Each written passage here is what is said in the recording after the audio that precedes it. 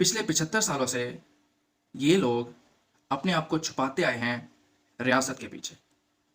जब भी कोई इनके खिलाफ बात करता है या इनकी इलीगल पावर्स के खिलाफ बात करता है या इनकी अजारादारी के ऊपर सवाल उठाता है, तो ये कहते हैं कि ओए, तुम रियासत के खिलाफ हो गए हो, तुमने रियासत के ऊपर हमला कर दिया है और रियासत के खिलाफ जाने वालों को हम छोड़ेंगे नहीं। तो इस वीडियो में समझते हैं कि एक रियासत होती क्या है, एक रियासत का ढांचा क्या होता है और अपने आप को रियासत का ठेकेदार समझने वालों की रियासत में जगह क्या होती है। इस वीडियो में ये समझते हैं।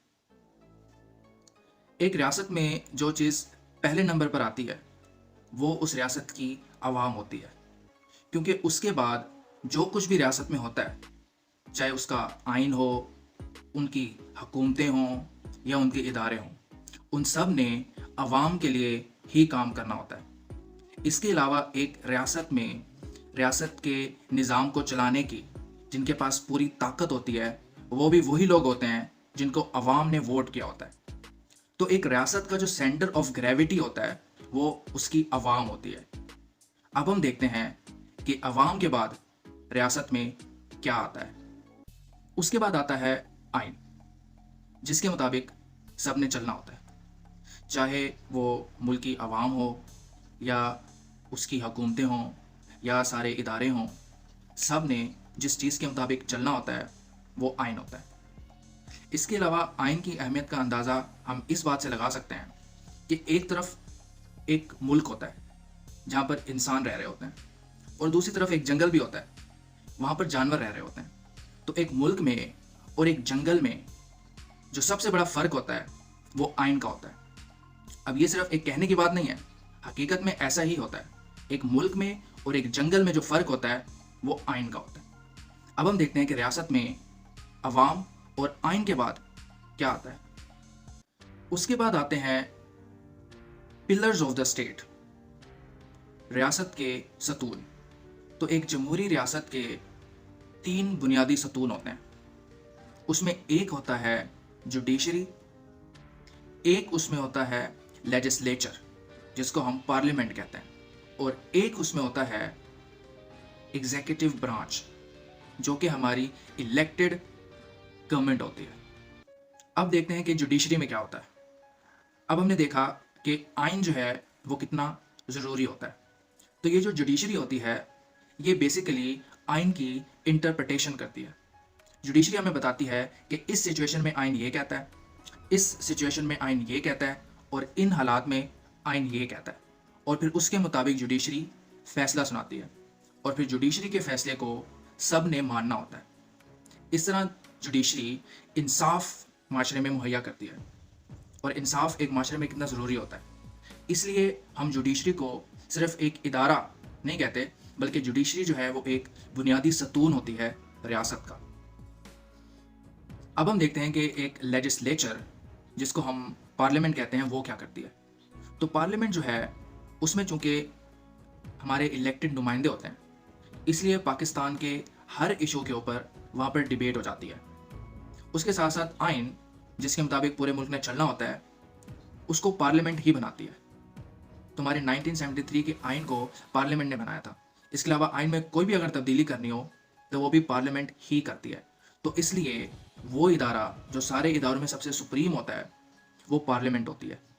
अब हम यहाँ से पकड़ते हैं एग्जीक्यूटिव ब्रांच को, या जिसको हम इलेक्टेड गवर्नमेंट कहते हैं। तो जब हमने इसको पकड़ा तो इसमें से जो सबसे पहले बंदा निकलता है वो प्राइम मिनिस्टर निकल आता है। उसके बाद फिर प्राइम मिनिस्टर के कंट्रोल में होती है उसकी एक कैबिनेट, और कैबिनेट में होते हैं बहुत सारे मिनिस्टर्स। मिनिमम उनकी तादाद होती है 25 से 30।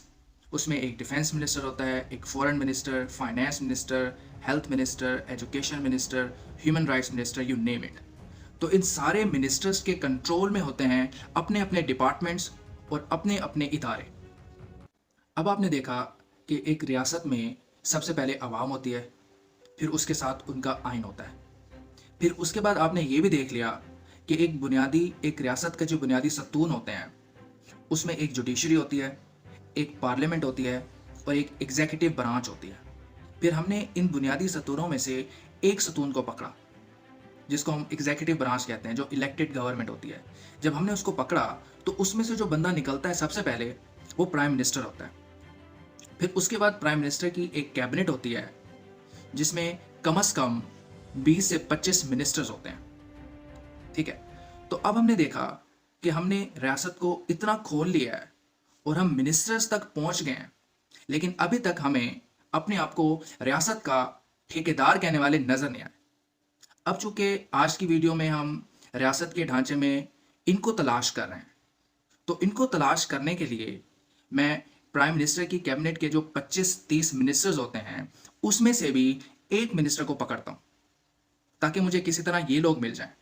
तो उस मिनिस्टर का नाम है द डिफेंस मिनिस्टर। अब जब हमने डिफेंस मिनिस्टर को पकड़ा तो हमने देखा कि उसके अंडर होती है पूरी पाकिस्तान आर्म फोर्सेस।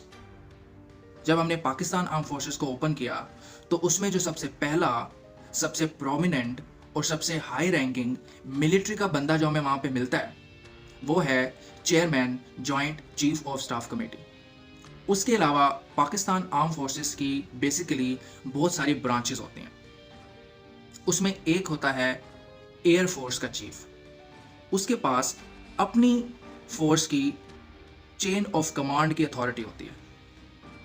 उसके बाद एक नेवी का चीफ होता है, उसके पास अपनी फोर्स की चेन ऑफ कमांड की अथॉरिटी होती है। उसके बाद आता है लैंड फोर्स का चीफ, या जिसको हम आर्मी चीफ कहते हैं, तो उसके पास अपनी चेन ऑफ कमांड की अथॉरिटी होती है। अब चेन ऑफ कमांड की हम अथॉरिटी की बात करते हैं जब हम ये समझते हैं कि यार ये बंदा बहुत ज़्यादा पावरफुल होता है, जबकि हकीकत ये है कि अगर आर्मी चीफ के पास अपनी फोर्स की चेन ऑफ कमांड की अथॉरिटी होती है तो ये जो डिफेंस मिनिस्टर है, ये जो इलेक्टेड बंदा है जिसको हमने वोट दिए हुए हैं, इसके पास एट अ टाइम पाकिस्तान की सारी फोर्सेस की चेन ऑफ कमांड की अथॉरिटी होती है। और ये है वो पॉइंट जिसकी बेस पे हम मिलिट्री रिफॉर्म्स करेंगे। और अगली वीडियो में मैं आपको एक्सप्लेन करूंगा कि किस तरह हम आर्मी चीफ की ताकत को ले सकते हैं और किस तरह पाकिस्तान 75 सालों के बाद हमेशा हमेशा के लिए वो आर्मी चीफ से आज़ादी हासिल कर सकता है। ये मैं आपको अगली वीडियो में एक्सप्लेन करूंगा।